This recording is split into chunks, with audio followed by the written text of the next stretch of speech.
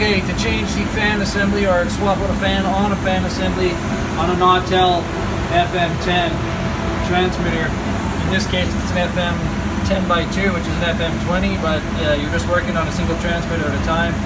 Obviously, make sure you kill the breaker on this because you're going to have your head in amongst the 600 volt transformer. So if you kill the breaker back at the entry to the building or wherever your breaker panel is, these will be dead because you're going to have to get your hand and your head right in here in order to see what you're doing. Take off the front panel on the power module. Sits like that. Take off the front panel, then take off the 10 screws that hold it onto the chassis itself.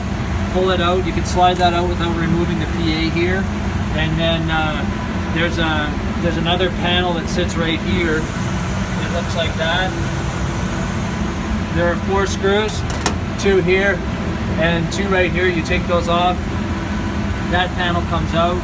And then within here you have to take out a couple of mounting screws. It's really hard to see. There's one there and there's one kind of in there between the two. See it there?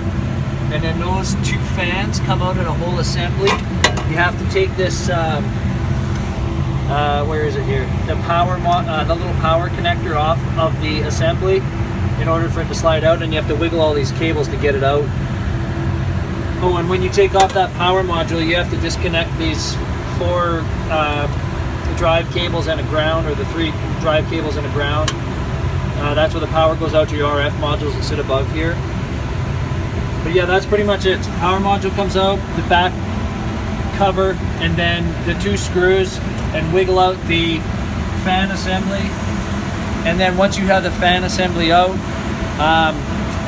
you obviously just change out the fan, take off the 2 chassis screws, disconnect the power and sensing, and then you can change the fork connector or solder them on, whatever you want to do.